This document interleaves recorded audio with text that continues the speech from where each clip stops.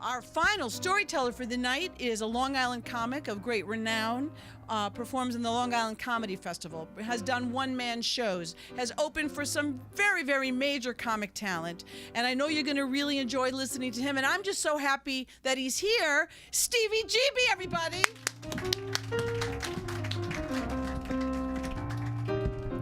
Good evening, good evening, good evening. Okay, so here's the thing. I actually grew up in Brooklyn, New York in the 60s. I know, can you imagine me growing up in Brooklyn? I know, yeah. I got beat up every day, so that was, and I went to an all-girls school, so that was, it's the joke. But Brooklyn was a great place to grow up for a kid in the 60s. It was nothing but fun and games. You know, it was wiffle ball, stick ball, kick the can, 30 kids my age running up and down the block. It was a paradise. I didn't know anything that was going on in the world. All I knew was East 53rd Street, you know? I used to run to the corner for my dad. At 8 years old, I used to run to the corner and get him a pack of Lucky Strikes. And he would tell me, stay away from the wise guys on the phone. I didn't know anything about that stuff. Right?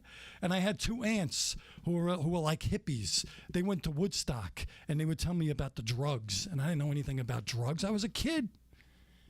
And all of a sudden, in the late 60s, Brooklyn started changing, and my mother said, we got to get out of Brooklyn. There's too many crazy people here. We got to get away from the crazy people.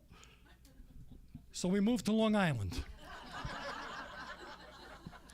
And I remember driving out to Long Island and in the backseat of the car looking and seeing signs. Pilgrim State Psychiatric Center. Kings Park Psychiatric Center. Central Islip Psych. Come on, the crazy people are here. But it was very different. But the kids liked me.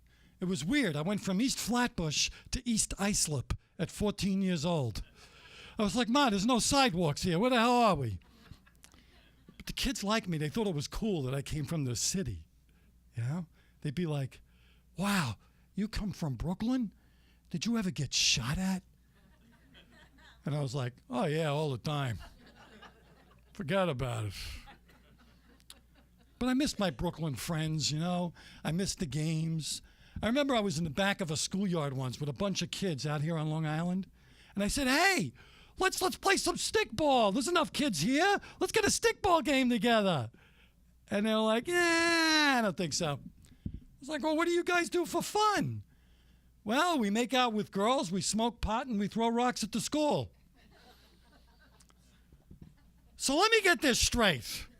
I left the crazy streets of Brooklyn to learn about sex, drugs, and vandalism. Long Island, what a great place to raise a family. And I didn't understand what was going on out here. It was a very different universe for me. And I couldn't understand that the kids were really into music. They loved rock and roll music. I wasn't a big music fan. I liked the Beatles like any other kid, you know? But then I got into sports. I really didn't like music. And I didn't understand why they would spend a beautiful summer day in somebody's basement listening to music. I thought that was very odd. I didn't get it. And then someone then introduced me to something called Acapulco Gold. And then I understood it. But I never got heavy into the drug thing. Yeah, I smoked a lot of pot. It was the 70s. You know, we all had albums and we would roll the pot in the middle of the album. You know, smoked a lot of pot. That's all right.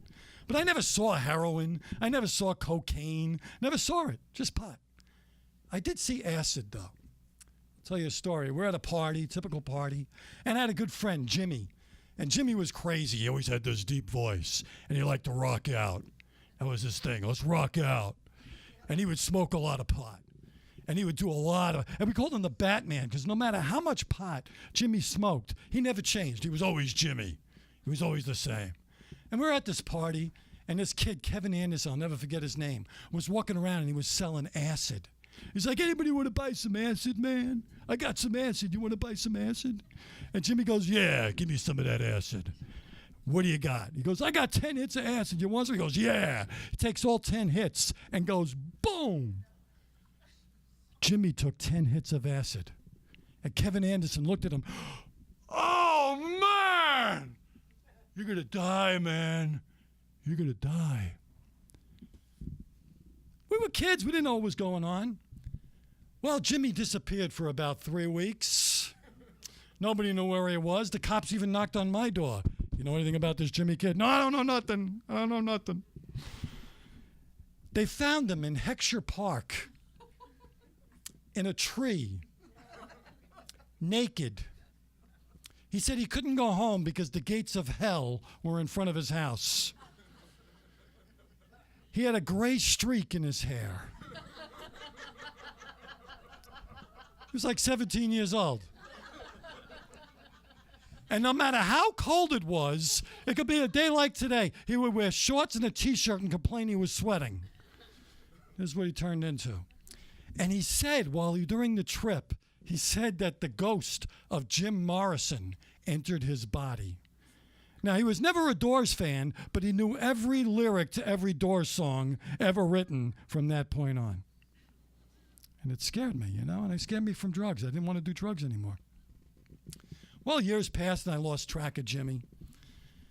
And I had heard that he ended up in Pilgrim State Psychiatric Center. And I wanted to visit him because I knew where it was. I saw the signs. And we tried to go visit him, and they wouldn't let us in. They said he was in an area that they weren't allowed to have visitors. So I lost track of him for some years, a lot of years. And about 6 months ago, I was on Facebook because I'm addicted to Facebook, or wasn't. And I'm scrolling, and I get a little message, and it was from Jimmy's sister, Audrey. She lives in Florida now. And she said, "Hey, remember me? I'm Jimmy's sister." I'm like, "Yeah, I remember Jimmy the Batman. How's he doing?" Well, he's not doing too well. He's out in Southampton. He's got very bad MS, and he would like to have some visitors, I was like, wow, really? I'm not sure if I really want to. Well, what happened? What did he? Well, he was homeless for a lot of years. He had a rough life. He never really recovered from what happened to him. I was like, wow, and I felt really bad, but I couldn't get over it, and I decided to visit him. Recently, I went about a month ago. I went out to Southampton. There's a nursing home out there, and I went in, and there was Jimmy. And he looked at me, and I said, "Jimmy, do you remember me?" And he said, "Yeah, man, we used to rock out." I said, "Wow, I can't believe you remember that." And he looked like hell. He really did. He looked like life was not good to this guy. And I said, "Yeah, we had some great times. How you been?" He said, "Well, I'll tell you what's good. I learned recently that I outlived that bastard Kevin Anderson who gave me the acid." Thank you very much.